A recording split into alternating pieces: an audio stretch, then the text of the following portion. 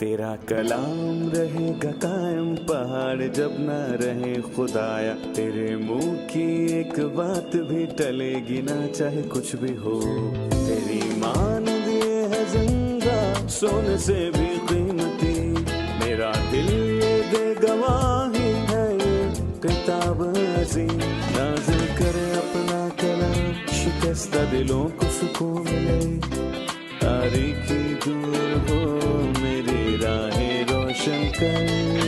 दिल अपना कलाम कसरत से ए खुदा बदल दे, रिहाई दे कसरत से फल मिला। कलाम रहेगा कायम पहाड़ जब ना रहे खुदाया, तेरे मुंह की एक बात भी टलेगी ना चाहे कुछ भी हो। अजीज नाजरीन, मैं अयाद ज़रीफ आप तमाम देखने वालों को हमारे रोज़ के बाइबली मुतालियाती प्रोग्राम की नई किस्त में खुशामदीद कहता हूँ। नाजरीन, जैसा कि आप जानते हैं कि हम पौलुस रसूल के कुरिन्थुस की कलीसिया के नाम लिखे गए पहले ख़त का मुतालिया कर रहे हैं और आज हम 10वें बाब का मुतालिया करेंगे। और अगर आप हमारी तमाम पिछली इक़सात को देखना चाहते हैं तो हमारी वेबसाइट biblimutalia.com विज़िट कीजिए, वहाँ हमारी तमाम इक़सात मौजूद हैं, लिहाजा वहाँ से इन्हें डाउनलोड कीजिए। आज के प्रोग्राम का बाकायदा आगाज़ करने से पहले मैं खुदा के खादिम डॉक्टर फरीद ज़की को खुशामदीद कहूँगा। शुक्रिया भाई। और स्टूडियो में आए दीगर मेहमानों को भी खुशामदीद। डॉक्टर फरीद, 10वें बाब का मौजू क्या होगा? वो ऐसी बात को आगे बढ़ाता है जो बात उसने 8वें बाब में शुरू की। और बाब का बुनियादी मौजू क्या था? मसीही आज़ादी की हदूद और अपने ज़ाती हकूक़ को दूसरों की भलाई के लिए छोड़ देना। और 8वें बाब में उसने हमें दूसरों को ठोकर खिलाने के खतरे के मुतालिक बताया जब एक ईमानदार बुत खाने में बैठता है। और फिर 9वीं आयत में उसने खुद को एक मिसाल के तौर पर रखा जिसने अपने हकूक़ को खादिम होते हुए छोड़ दिया। और उसने 9वें बाब का इख्तिताम एक संजीदा खबरदारी से किया। उसने कहा, बल्कि मैं अपने बदन को मारता कूटता और काबू में रखता हूं, ऐसा ना हो कि औरों में मुनादी करके नामकबूल ठहरूं। और मैं इस आयत को 9वें बाब का तारुफ समझता हूं। इसका मतलब क्या है कि मैं अपने आप को मारता कूटता, खुद को काबू में रखता हूं, मैं अपनी ख्वाहिशात को काबू में रखता हूं। काबू, मैं मसीह की खिदमत करते हुए खुद को काबू में रखता हूं, ऐसा ना हो कि औरों में मुनादी करके आप खुद ख्वाहिशात में उलझा रहूं। पर अगर मेरे साथ अगर ऐसा हुआ तो हो सकता है कि ये मुमकिन है कि मैं सिरे से ही वफादार नहीं था। सही, नाअहल मतलब मैंने सिरे से अब्दी जिंदगी को पाया ही नहीं। ये खबरदारी है क्योंकि मुनादी से किसी शख्स की सच्चाई साबित नहीं होती। तो फिर ईमान की सच्चाई कैसे साबित होती है? पाकीज़ा जिंदगी से। मतलब एक शख्स खिदमत करते हुए नापाकी की जिंदगी गुजारे तो उसे खुदा में नए सिरे से पैदा होना लाजमी है। जी बिल्कुल। पाकीज़गी ईमान की सच्चाई का सबसे बड़ा सबूत होता है और इसके बाद वो इस हकीकत की तस्दीक करने लगता है 10वें बाब में। सही। कौन सी मिसाल उसने बताई? कौम बनी इसराइल और उन पर हुई तमाम मेहरबानियों और नेमतों की, मगर अफसोस कि वो अपनी ख्वाहिशात से मार खा गए।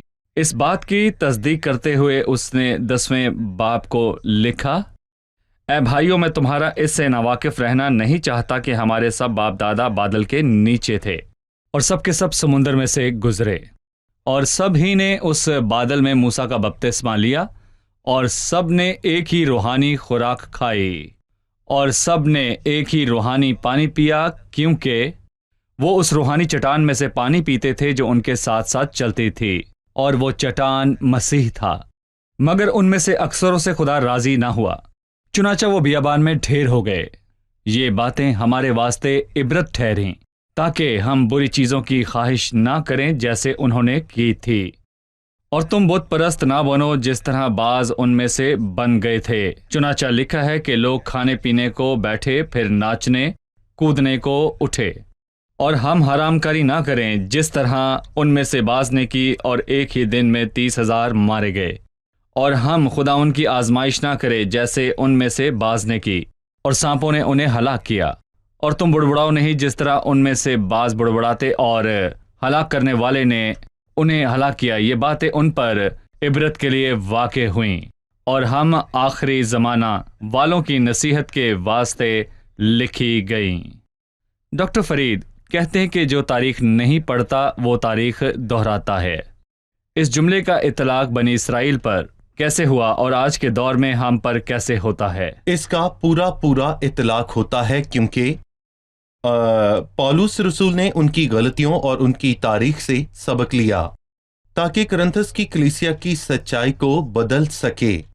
اسرائیل کے لوگوں کے ساتھ ماضی میں جو ہوا وہ ایک واحد مثال تھی جو کہ کرنتھس کی کلیسیا اور ہم میں سے کسی کے ساتھ بھی ہو سکتا ہے۔ خاص طور پر کیا انہیں خدا کی طرف سے بہت سی برکات ملی جس سے وہ محظوظ ہوئے تھے، اور بہت سی رحمتوں سے، مثلاً انہوں نے موسیٰ کے بادل میں بپتسمہ پایا اور سمندر کو پار کیا، اور ان کے ساتھ غیر معمولی کام ہوئے اور بادل نے ان کی رہنمائی کی اور سمندر دو حصے ہو گیا۔ انہوں نے من کھایا اور خداوند نے من کو نازل کیا۔ انہوں نے اپنی آنکھوں سے دیکھا کہ ایک چٹان کو مارا گیا اور ان کی پیاس بجھانے کا پانی نکلا۔ بہرحال ان سب برکات اور الہی رحمتوں کے باوجود انہوں نے حرص کیا اور خدا کے آگے بڑبڑائے اور غیر معبودوں کو ماننے جیسے گناہ میں گر گئے اور زناکاری میں بھی۔ سو اس نے کہا جو کچھ ان کے ساتھ ہوا اس میں ہمارے لیے سبق ہے، اور ہم حرام کاری نہ کریں جس طرح ان میں سے بعض نے کی تھی، اور ہم بری چیزوں کی خواہش نہ کریں جیسے انہوں نے کی تھی، اور بت پرست نہ بنے جیسے کہ وہ بن گئے تھے۔ اس نے یہ باتیں ہمیں اس لیے لکھی کہ ہم بھی اسی پھندے میں نہ انہیں پھنسیں۔ گناہوں میں ایک بات کی وضاحت کی ضرورت ہے۔ اس بات کا کیا مطلب ہے کہ انہوں نے موسیٰ کا بپتسمہ لیا؟ یہ بپتسمہ کیسے لیا؟ لفظ بپتسمے کا مطلب ہے کہ ایک شخص کسی خاص ہستی کی پیروی کا اعلان کرتا ہے اور اس پر ایمان کا۔ اس بات کو مد نظر رکھتے ہوئے کہ انہوں نے موسیٰ کو اپنا رہنما قبول کیا، پالوس رسول نے اسے یہاں پر بپتسمے کا نام دیا۔ انہوں نے حقیقی بپتسمہ نہ لیا تھا، موسیٰ نے ایک ایک کر کے بپتسمہ نہ دیا۔ انہوں نے سمندر میں بپتسمہ نہ لیا، کیا اس نے ان کے سمندر پار کرنے کو بپتسمہ جانا؟ مجھے ایسا نہیں لگتا، لیکن یہ صرف ایک بات ہے اور وہ یہ کہنا چاہتا ہے کہ وہ موسیٰ کے سائے تلے ایک ہوئے تھے۔ مطلب وہ موسیٰ کے ساتھ متفق تھے، متفق انہوں نے موسیٰ موسیٰ کے میں ساتھ، بپتسمہ لیا، انہوں نے اسے اپنا رہنما مانا۔ اگر آس پاس کسی نے ان سے ان کے رہنما کا پوچھا تو وہ یقیناً موسیٰ کا نام لیں گے۔ سب نے موسیٰ کی رہنمائی کو قبول کیا، اور سمندر کے پانی سے باہر جاتے ہوئے گویا وہ سب اس شخص کے رہنما ہونے پر اتفاق کی تصدیق کر رہے کہ تھے۔ وہ موسیٰ کی رہنمائی میں ہیں۔ صحیح۔ ہم ایک وقفے کے بعد مہمانوں کے سوالات کے ساتھ حاضر ہوں گے۔ ناظرین، ایک چھوٹے سے وقفے کے بعد دوبارہ حاضر ہوں گے، ہمارے ساتھ رہیے۔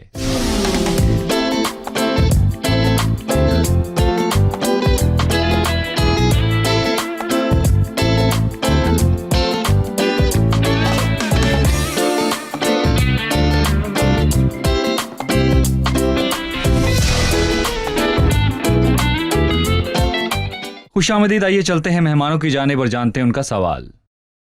میرا سوال ہے، 5ویں آیت میں لکھا ہے مگر ان میں سے اکثروں سے خدا راضی نہ ہوا، اور اس کے بعد لکھا ہے کہ سانپوں نے انہیں ہلاک کیا اور اس کے بعد ہلاک کرنے والے سے ہلاک ہوئے۔ مجھے خوف ہے کہ کیا آج کے دور کا ایماندار نجات پانے کے بعد ہلاک ہو سکتا ہے؟ دراصل ایماندار کی بڑی تعداد کے اندر یہ خوف پایا جاتا ہے۔ اس مثال کی بنیاد پر کیا ایک ایماندار گناہ میں گرنے کے سبب سے ہلاک ہو سکتا ہے؟ دیکھیں، یہاں دو باتیں ہیں جن پر ہمیں غور کرنے کی ضرورت ہے۔ پہلی بات، وہ حقیقی ایمانداروں کی بات نہیں کر رہا جن کا خدا سے حقیقی تعلق ہے، اور پرانے عہد نامے کے نقطۂ نظر سے بھی۔ دوسری بات، ہمارے پاس کوئی ثبوت نہیں کہ یہ ہلاکت ابدی ہلاکت ہے، بلکہ یہ زمینی ہلاکت ہے۔ وہ خدا کی عدالت کی سزا کی زد میں آئے اور بیابان میں مرے، اور مجھے امید ہے جو ان کے ساتھ ہوا اور جو آج ہوتا ہے دونوں باتوں کو مکس نہیں کریں گے۔ اور اس آیت کو یقینی بنانے کے لیے ایک شخص حقیقی ایماندار ہے، لیکن میرا ایک سوال ہے، اس کی خصوصیات کیا ہیں؟ اس سے پہلے کہ ہم کہیں کہ اس کے ہلاک ہونے کے امکان ہے یا نہیں۔ بہت سے لوگ خود کو ایماندار کہتے ہیں، لیکن میں کہوں گا ایک حقیقی ایماندار کی خصوصیت یہ ہے، پہلی یہ کہ وہ شخص خدا سے پیدا ہوا ہے اور اس نے خدا سے نئی فطرت کو پایا ہے جو اس کی زندگی میں ظاہر ہوئی ہے، کیونکہ یہ اس نئی فطرت کی خصوصیات ہیں۔ دوسری بات، چونکہ وہ خدا سے پیدا ہوا ہے، اس نے مسیح کو اپنی زندگی کا خداوند اور نجات دہندہ قبول کیا ہے۔ تیسری بات، روح القدس اس کے اندر سکونت کرتا ہے۔ ایک حقیقی ایماندار کی یہی 3 خصوصیات ہیں: مذہبی امور کو سر انجام دینا، جیسے کہ میٹنگز میں جانا اور بائبل مقدس کا مطالعہ کرنا اور خدا کے کاموں میں حصہ لینا اور گیت گانا، لیکن نئی زندگی کے آثار نظر نہیں آتے تو اس میں پاکیزگی نہیں، وہ اب بھی سابقہ بدکاری کے اندر زندہ ہے، یا پھر اس کے کردار میں کوئی ساملیت نہیں، یا پھر وہ گناہ سے باز نہیں رہتا، یا پھر ایمانداروں کے لیے اس کے اندر حقیقی محبت نہیں۔ یہاں ایک بڑا سوالیہ نشان ہے کہ اگر ایک شخص حقیقی ایماندار ہے تو ہلاک نہیں ہوگا، لیکن اگر وہ خدا سے پیدا نہیں ہوا تو پھر وہ ہلاک ہو سکتا ہے اگر اس نے توبہ نہ کی ہو۔ صحیح، لیکن ایمانداروں کے گناہوں کا کیا ہوگا؟ مطلب ان کا حال کیا ہوگا؟ گناہ ان کا کیا حال کرتے ہیں؟ دیکھیں بھائی آیات، ایماندار کا اصول یہ ہے کہ وہ گناہ نہیں کرتا، لیکن یہ الگ بات ہے کہ وہ گناہ میں گر جاتا ہے۔ میں چند آیات کا ذکر کروں گا۔ بس ہم کہیں گے کہ رومیو 6 میں لکھا ہے، کیا ہم گناہ کرتے رہیں تاکہ فضل زیادہ ہو؟ ہرگز نہیں۔ ہم جو گناہ کے اعتبار سے مر گئے کیوں کر اس میں آئندہ کو زندگی گزاریں۔ یہاں وہ ایک قاعدہ بناتا ہے، اور پھر ایک آیت اور ہے، جو کوئی خدا سے پیدا ہوا وہ گناہ نہیں کرتا۔ یہاں وہ نئی فطرت کی بات کرتا ہے جو ایک ایماندار میں ہوتی ہے، اور وہ گناہ نہیں کر سکتا، وہ گناہ سے دور رہتا ہے، اور اگر گناہ ہو جاتا ہے تو وہ اس کی پرانی انسانیت کے باعث ہوا اور اس کی رعایت ہے۔ تیسری بات، اے بچوں میں تمہیں یہ باتیں اس لیے لکھتا ہوں کہ تم گناہ نہ کرو، اور اگر کوئی گناہ کرے تو باپ کے پاس ہمارا ایک مددگار موجود ہے۔ یہ پہلے یوحنا کے 2 باب کی پہلی اور دوسری آیت ہے۔ اس نے یہ نہیں کہا اگر کوئی گناہ کرے۔ ان دونوں باتوں میں فرق ہے۔ جب کا مطلب ہے وہ ضرور گناہ کرے گا، اور اگر کا مطلب امکان ہے۔ جب گناہ آتا ہے اس شخص کے سر پر ایک چھت ہے۔ میں اس حقیقت پر غور کرنا چاہوں گا کہ اگر کا مطلب رعایت ہے ایک ایماندار کی زندگی میں گناہ کی۔ ایک ایماندار نے گناہ کیا تو بھی اس کے ہلاک ہونے کا کوئی امکان نہیں ہے۔ یقیناً۔ کیا ایسی آیت ہے جو ہمیں ابدی ضمانت دیتی ہے؟ بہت سی آیات ہیں، مثلاً ایک آیت ہے جو مسیح کے حوالے سے ہے، جو جلال کا مالک ہے۔ یوحنا کے 10 باب کی 27 آیت میں لکھا ہے کہ میری بھیڑیں میری آواز سنتی ہیں اور میں انہیں جانتا ہوں، اور وہ میرے پیچھے پیچھے چلتی ہیں، اور میں انہیں ہمیشہ کی زندگی بخشتا ہوں، اور وہ ابد تک کبھی ہلاک نہ ہوں گی، اور کوئی انہیں میرے ہاتھ سے چھین نہ لے گا، اور میرا باپ جس نے مجھے وہ دی ہیں سب سے بڑا ہے، اور کوئی انہیں باپ کے ہاتھ سے چھین نہیں سکتا۔ میں اور باپ ایک ہیں۔ پولس رسول اس مدعے کو اٹھاتے ہوئے پرانے عہد نامے میں کچھ باتوں کو استعمال کرتا ہے جو علامت جیسی لگ سکتی ہے۔ مثلا جب اس نے کہا انہوں نے روحانی خوراک کھائی، اور اس کے بعد اس نے کہا انہوں نے روحانی پانی پیا، کیونکہ وہ اس روحانی چٹان میں سے پانی پیتے تھے جو ان کے ساتھ ساتھ چلتی تھی۔ اس نے کہا وہ چٹان مسیح تھا۔ میں یہاں اس علامتی علم پر غور کرنا چاہوں گا۔ بائبل مقدس کی علامات کو استعمال کرنے کی کیا حدود ہے؟ یہاں وہ کہتا ہے کہ وہ چٹان مسیح تھا۔ دراصل پرانے عہد نامے میں علامتی تعلیمات ہیں جنہیں ہم نے نہیں بنایا، لیکن ہم ان علامتی تعلیمات کے متعلق نئے عہد نامے میں بہت سی جگہوں پر پڑھتے ہیں، جیسے کہ غلطیوں کے 4 باب میں پولس رسول نے فضل اور شریعت کا موازنہ کیا۔ اس نے سارہ اور ہاجرہ کے درمیان فرق کی بات کی ایک مثال کے اندر، اور اس نے یہ بات غلطیوں کے 4 باب میں کہی۔ اس نے کہا کہ ہم اس کہانی سے واقف ہیں۔ ابراہم کے 2 بیٹے تھے، ایک لونڈی سے تھا اور دوسرا آزاد سے۔ اس سے پہلے اس نے 24ویں آیت میں کہا، میں پہلے 23ویں آیت پڑھوں گا، ضرور۔ مگر لونڈی کا بیٹا جسمانی طور پر پیدا ہوا، وہ لونڈی کون تھی؟ ہاجرہ، اور آزاد کا بیٹا وعدے کے سبب سے پیدا ہوا، اور ان باتوں میں تمثیل پائی جاتی ہے۔ اس بات پر غور کریں، اس کا مطلب یہ نہیں کہ یہ واقعہ پیش نہیں آیا، نہیں، یہ سچا واقعہ ہے، لیکن اس کا ایک تمثیلی مطلب ہے۔ ان باتوں میں تمثیل پائی جاتی ہے، مطلب کہ یہ 2 عورتیں گویا 2 عہد ہیں۔ اس میں پہلا عہد شریعت کا عہد ہے جس سے غلام ہی پیدا ہوتے ہیں، جبکہ دوسری طرف ہے سارہ جو کہ فضل کی علامت ہے، جس سے ہم آج ہیں. اور مسیح نے پیتل کے سانپ کے متعلق کہا کہ جس طرح موسیٰ نے سانپ کو بیابان میں اونچے پر چڑھایا، اسی طرح ابن آدم بھی اونچے پر چڑھایا جائے جی، گا. لیکن جب ہم کلام کے بارے میں بات کر رہے ہیں تو باتوں کو سادگی سے بھی دیکھتے ہیں. اگرچہ یہ چیزیں انہی باتوں کی علامات ظاہر کرتی ہیں تو ہمیں ان سے خوبصورت مطالب عکس کرنے میں کوئی دقت نہیں. بالکل ہم صحیح. دیکھتے ہیں کہ یوسف مسیح کا ایک خوبصورت عکس ہے، لیکن ایسی کوئی واضح بات نہیں ہے کہ یوسف مسیح کا عکس ہے، لیکن مسیح کو اس میں دیکھتے ہیں. گویا کلام کہنا چاہتا ہے مسیح پرانے عہد نامے کے تمام صفحات میں موجود ہے. بالکل. ٹھیک ہے، اب میں 12ویں اور 13ویں آیت کے حوالے سے کچھ کہنا چاہوں گا. لکھا ہے، بس جو کوئی اپنے آپ کو قائم سمجھتا ہے وہ خبردار رہے کہ گر نہ پڑے. تم کسی ایسی آزمائش میں نہیں پڑے جو انسان کی برداشت سے باہر ہو، اور خدا سچا ہے، وہ تم کو تمہاری طاقت سے زیادہ آزمائش میں نہ پڑنے دے گا، بلکہ آزمائش کے ساتھ نکلنے کی راہ بھی پیدا کرے گا تاکہ تم برداشت کر سکو. اس سبب سے اے میرے پیارو بت پرستی سے بھاگو. میں جاننا چاہتا ہوں کہ میں اور ناظرین گناہ سے باز کیسے رہیں اور ہم کس طور پر محفوظ ہوتے ہیں، اور وہ آرام کہاں ہے جس کے وسیلے ہم آزمائش میں صبر سے کھڑے رہ سکتے ہیں. یہاں اس نے 2 باتوں کا ذکر کیا جو کہ ہمارے لیے حوصلہ افزا ہیں. پہلی بات یہ کہ تم کسی ایسی آزمائش میں نہیں پڑے جو انسان کی برداشت سے باہر ہو. خدا سچا ہے، مطلب کہ کوئی ایسی آزمائش جس سے ہم گناہ میں پڑ سکتے ہیں وہ انسان کی برداشت سے بڑھ کر نہیں. ہمیں یہ جاننا ضروری ہے. سو ہم میں سے کسی کو بھی یہ کہنا چاہیے کہ خدا نے مجھے ایسی صورتحال میں ڈال دیا جو میری برداشت سے باہر ہے. مثلا جھوٹ بولنا میری مجبوری بن گیا ہے، چوری کرنا مجبوری ہے، زنا کرنا مجبوری بن گیا ہے. نہیں. نمبر 2، ہمارا خدا وفادار خدا ہے.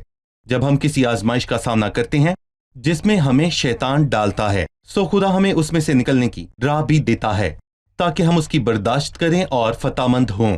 بچنے کی راہ کیا ہے؟ خروج.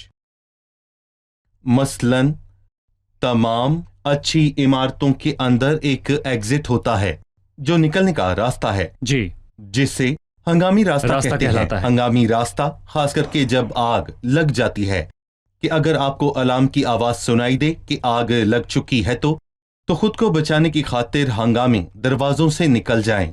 ہنگامی دروازہ، اس کا مطلب یہ ہے کہ آزمائش کبھی بھی ایک ایماندار پر حملہ کر سکتی ہے، اسے پریشان کر سکتی ہے، لیکن ایماندار کو اپنی آنکھیں کھلی رکھنی ہیں اور وہ دیکھے گا کہ خدا نے اسے نکلنے کا راستہ مہیا کیا ہے. میں 2 مثالیں دوں گا. پہلی یوسف ہے.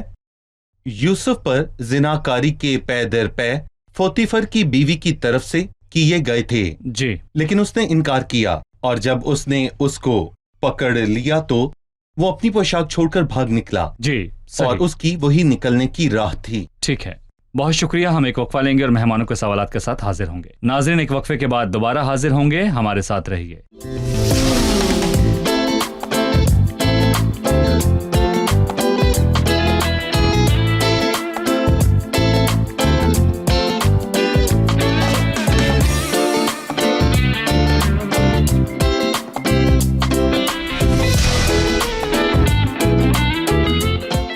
خوش آمدید. آئیے چلتے ہیں مہمانوں کی جانب اور جانتے ہیں ان کا سوال. میں آپ سے سوال پوچھنا چاہوں گا جو کہ 15ویں سے 22ویں آیت کے متعلق ہے. خدا ان کے فسح کے متعلق ہمیں مزید جاننا ہے. جی بھائی، ان آیات سے متعلق ہم خدا ان کے فسح کے متعلق مزید جاننا چاہیں گے. دراصل اس کے بہت سے پہلو ہیں. میں آج ایک اہم پہلو سے شروعات کروں گا. روٹی توڑنے کے نئے عہد نامے میں بہت سے نام ہیں. عشاء ربانی، روٹی توڑنا، خداوند کی میز، خداوند کا فسح. صحیح. اور پہلا نقطہ جو ہم اس قسط میں پیش کرنا چاہتے ہیں وہ یہ ہے کہ روٹی اور وہ پیالہ جس سے ہم پیتے ہیں جوہری طور پر وہی رہتے ہیں. جو کچھ ہیں روٹی روٹی ہی رہتی ہے، روٹی اور شیرہ، اور شیرہ شیرہ ہی رہتا ہے، اور اس کے جوہر میں کوئی تبدیلی نہیں آتی. روٹی مسیح کے بدن میں تبدیل نہیں ہو جاتی، اور نہ ہی شیرہ مسیح کے لہو میں تبدیل ہو جاتا ہے. بھائی میں جاننا چاہوں گا کہ ایسا کیوں نہیں ہوتا. اس کی بہت سی وجوہات ہیں، اور پہلی وجہ ہے کہ اس نے ایک ہی قربانی چڑھانے سے ان کو ہمیشہ کے لیے کامل کر دیا جو پاک کیے گئے تھے. اس نے ہمیشہ کے لیے اپنے بدن کو ایک بار پیش کیا، اور ہماری نجات اور پاکیزگی کے لیے یہ کافی ہے. اور اگر میں سمجھوں کہ یہ اس کا لہو اور اس کا بدن ہے، تو میں نے اس کے لہو کو اس کے بدن سے جدا کر دیا، اور وہ کئی بار مر رہا ہے، اور ہر بار ہم شریک ہوتے ہیں، گویا ہم یہ کہتے ہیں کہ وہ پھر مر رہا ہے۔ یہ ایک اور منطقی مسئلہ ہے، ہم مسیح کا لہو کیسے پی سکتے ہیں؟ اور ماضی میں شریعت سے پہلے بھی لہو پینا ہر طرح سے ممنوع تھا، ٹھیک ہے؟ صحیح۔ کیا اب آ کر ہم یہ کہہ سکتے ہیں کہ یہ شیرہ لہو میں تبدیل ہو گیا ہے تاکہ پیا جا سکے؟ یقیناً نہیں۔ اور تیسری بات یہ کہ مسیح نے خود کہا ہے میری یادگاری کے لیے ایسا ہی کیا یہی۔ کرو، اور ہم اپنے خدا کو کیسے یاد کرتے ہیں؟ واقعی اس کا بدن کھانے سے یا واقعی اس کا لہو پینے سے؟ ہرگز نہیں، بلکہ ان علامات کے وسیلے سے کہ یہ روٹی اس کے بدن کو پیش کرتی ہے اور یہ پیالہ اس کے لہو کو، اور جب بھی ہم اسے کھاتے اور پیتے ہیں تو اسے یاد کرتے ہیں۔ اور اس نے کہا کہ ایسا ابدی زندگی کو پانے یا مجھ میں سکونت کرنے کے لیے کرو، نہیں، یہ یادگاری ہے۔ جی، لیکن جب اس نے یوحنا 6 میں کہا جو میرا گوشت کھاتا اور میرا خون پیتا ہے، سو یوحنا 6 میں ہم گوشت کھانے اور خون پینے، سکونت کرنے اور ابدی زندگی کو پانے کے حوالے سے پڑھتے ہیں۔ کیا اس کا مطلب یادگاری ہی ہے یا اس کی کوئی اور اہمیت بھی ہے؟ ہم اس الجھن کو حل کرنا چاہتے ہیں۔ یوحنا 6 میں مسیح اپنی موت کی یادگاری کی بات نہیں کر رہا، وہ اس پر ایمان رکھنے کی بات کر رہا تھا، اور اس نے اس پر ایمان رکھنے کا موازنہ اس کا بدن کھانے اور اس کا خون پینے سے کیا، اور اس نے کہا کہ جب تک کہ تم ابن آدم کا گوشت نہ کھاؤ اور اس کا خون نہ پیو تم میں زندگی نہیں۔ لیکن جہاں تک یادگاری کی بات ہے، ہم ابدی زندگی کے حوالے سے ہرگز نہیں پڑھتے۔ تھوڑا سا یاد دلائیے، مسیح نے یوحنا 6 میں یہ بات کب کہی؟ اس نے یہ فسح کی پہلی عید پر اپنی خدمت کے پہلے سال میں یہ کہا۔ سو یہ یادگاری والی بات سے سالوں پہلے کی بات ہے۔ یادگاری کی بات اس نے اس رات کی جس دن وہ پکڑوایا گیا، یہ صلیب پر جانے سے پہلے۔ الفاظ اس نے ان میں کہاں 3 گئے؟ سال کا فرق ہے۔ لہٰذا اس نے یہ کب کہا؟ اس نے بتایا کہ جب وہ گلیل میں تھا جو کفر نہوم کے ساتھ ہے، اس نے کھانے اور پینے کی بات کہی، لیکن میں یہاں پر یہ بھی کہوں گا کہ خداوند کے فسح کی بات یروشلم کے بالاخانہ میں کہی گئی۔ سو ان واقعات کے درمیان وقت کا فرق ہے اور جغرافیائی فرق بھی ہے، اور حاضرین کا فرق بھی ہے۔ یوحنا 6 میں اس کے حاضرین سننے والے کون ہیں؟ وہ بھیڑ جو مسیح کے پیچھے پیچھے چلتی تھی، لیکن یہاں اس کے شاگرد تھے، اور بہت سے غیر ایماندار بھی اس بھیڑ میں شامل ان تھے۔ غیر ایمانداروں نے جب یہ الفاظ سنے تو وہ سے چھوڑ کر چلے گئے۔ یوحنا 6 میں، لیکن یہاں یہاں فسح فسح میں وہ اس کے ایمانداروں سے شاگرد مخاطب ہیں، ہے۔ وہ اس کے صحیح۔ سو شاگرد یوحنا ہیں۔ 6 میں یادگاری کی بات نہیں کی گئی، خدا ان کے فسح اور پاک فسح کی بات ہے۔ یہ مسیح کو ایمان کے وسیلے قبول کرنے کی ایمان بات ہے، سے۔ کیونکہ اسی نے ہماری خاطر جان دی، اور اسی لیے لہو اور بدن الگ الگ اور ہیں۔ مسیح نے اس معاملے کو واضح کیا جب اس نے یوحنا 6 میں کہا جو باتیں میں نے تم سے کہی ہیں وہ روح میں ہیں، جس کا مطلب یہ روحانی باتیں ہیں اور زندگی بھی ہیں، اور وہ جو ایمان لاتا اور قبول کرتا ہے وہی زندگی پاتا ہے۔ صحیح۔ آنے والی قسط میں ہم اپنی بات چیت کو آگے بڑھائیں گے جو خدا ان کی میز، خدا ان کے فسح اور اس کی یادگاری کے حوالے سے ہے، لیکن اب ہم جانیں گے کہ مہمانوں نے آج کیا سیکھا۔ قدیم لوگوں کے حوالے سے کہا گیا جنہوں نے بحر کلزم کو پار کیا کہ سب ہی نے اس بادل اور سمندر میں موسیٰ کا بپتسمہ لیا۔ اس بات کا کیا مطلب ہے؟ اس کا مطلب یہ نہیں کہ انہوں نے واقعی بپتسمہ لیا، بلکہ لفظ بپتسمے کا مطلب ہے کسی شخص کے پیروکار ہونے کا اعلان کرنا۔ انہوں نے موسیٰ کو اپنا رہنما مانا اور وہ اس کے قریب تھے اور انہوں نے اس کی رہنمائی میں اتفاق کیا۔ انہوں نے اسے قبول کیا اور اس کے ساتھ منسلک ہوئے۔ صحیح۔ پولس رسول نے پرانے عہد نامے کی تماثیل کو استعمال کیا کہ ثابت کرے کہ مسیح کی علامت ہے، یعنی وہ چٹان جس روحانی چٹان سے انہوں نے پیا اور اس کے پیچھے چلے، اور وہ چٹان مسیح تھا۔ پرانے عہد نامے میں تماثیل کا کیا معاملہ ہے؟ ہم نے سمجھا کہ پرانا عہد نامہ علامتی تعلیمات سے سچ ہے۔ چٹان اور پیتل کا سانپ اور فسح کا برہ اور بہت ساری دوسری مثالیں موجود ہیں، اور اس کے متعلق غلطیوں 4 باب اور اس کی 24ویں آیت واضح ہے۔ ان باتوں میں تمثیل پائی جاتی ہے۔ وہ ہاجرہ اور سارہ کے متعلق بات کر رہا تھا۔ اس نے کہا کہ وہ 2 عہد کی علامت ہیں، شریعت کا عہد اور فضل کا عہد، اور جب تک علامت اسی بات سے جڑی ہے جس کا عکس ہے تو اس کا استعمال کرنے میں کوئی حرج نہیں۔ شکریہ، خدا آپ کو برکت دے۔ بھائی آپ کا بھی شکریہ، اگلے پروگرام میں آپ سے پھر ملاقات ہوگی۔ عزیز ناظرین، تاریخ ہمیں خبردار کرنے کو لکھی گئی۔ جو کچھ قدیم لوگوں کے ساتھ ہوا، بنی اسرائیل کے ساتھ جو کچھ ماضی میں ہوا، اسے ہماری ہدایت کی خاطر لکھا گیا، اور کلام کہتا ہے مگر ان میں اکثروں سے خدا راضی نہ ہوا، ان میں سے اکثر بیابان میں ہی ڈھیر ہو گئے اور وعدے کی سرزمین میں نہ پہنچے۔ عزیزو، گویا کلام ہمیں بتانا چاہتا ہے کہ خدا اندر کی دینداری اور دل کی سچائی چاہتا ہے۔ بہت سے لوگ آج مسیح کے پیروکار تو ہیں، لیکن ایک ایسا طبقہ ہے جسے کلام میں بیوقوف کنواریاں کہا گیا ہے، اور ایک طبقہ جسے عقل مند کنواریاں کہا گیا ہے۔ ان دونوں میں خدا کے روح کے سکونت کرنے کے باعث امتیاز کیا جاتا ہے۔ جو خدا سے پیدا ہوا اور خدا کا روح اس میں بستا ہے وہ ممتاز ہے۔ ہر مسیحی حقیقی مسیحی نہیں ہے، اور ہر شخص جس کے ہاتھ میں بائبل ہے مسیحی نہیں ہے، اور ہر شخص جو مسیحی نام سے کہلاتا ہے مسیحی نہیں ہے، بلکہ حقیقی مسیحی وہ ہے جس نے گناہوں سے توبہ کی اور مسیح کو اپنی زندگی کا شخصی نجات دہندہ مانا، اور روح القدس اس میں سکونت کرتا ہے۔ اور جو گناہ سے انکار کرتا ہے اور راست بازی میں زندگی گزارنا چاہتا ہے تو عزیزو وہ شخص خدا سے پیدا ہوا ہے اور حقیقی مسیحی ہے، اور شیطان اس پر غالب آ کر اسے ہلاک نہیں کر سکتا، کیونکہ مسیح نے کہا میں انہیں ابدی زندگی دیتا ہوں اور وہ کبھی ہلاک نہ ہوگا۔ آج کا سوال، روٹی توڑنے کا کیا مقصد ہے؟ اور کیا عشاء روبانی میں روٹی حقیقی بدن میں اور پیالہ حقیقی لہو میں بدل جاتا ہے؟ روٹی توڑنے کا کیا مقصد ہے؟ اور کیا یہ روٹی حقیقی بدن میں اور پیالہ حقیقی لہو میں تبدیل ہو جاتا ہے؟ آنے والے پروگرام میں آپ سے پھر ملاقات ہوگی۔ خدا آپ کو برکت دے۔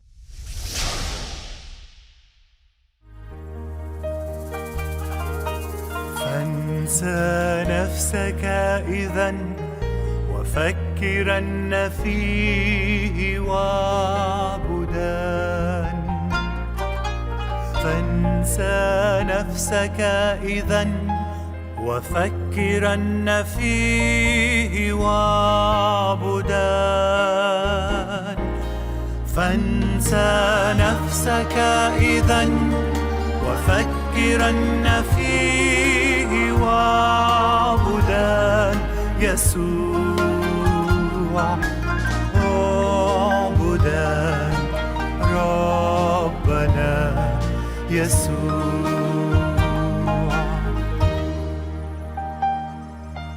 هو بري كله وفيه قد غدوت كاملا. هو بري كله وفيه قد غدوت كاملا. هو بري كله وفيه قد غدوت كاملا. كذا أعبد ربنا يسوع.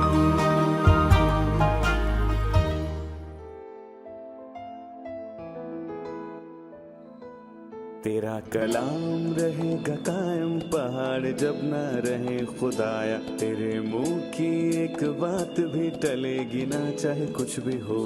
تیری مان دیے ہے زندہ سونے سے بھی قیمتی. میرا دل یہ دے گواہی ہے یہ کتاب عظیم. نازل کرے اپنا کلام شکستہ دلوں کو سکون ملے. تاریکی دور ہو میری راہیں روشن کر. دل اپنا کلام کثرت سے اے خدا بدل دے. رہائی دے کثرت سے پھل میں نام. کلام رہے گا قائم پہاڑ جب نہ رہے خدایا. تیرے منہ کی ایک بات بھی ٹلے گی نہ چاہے کچھ بھی ہو.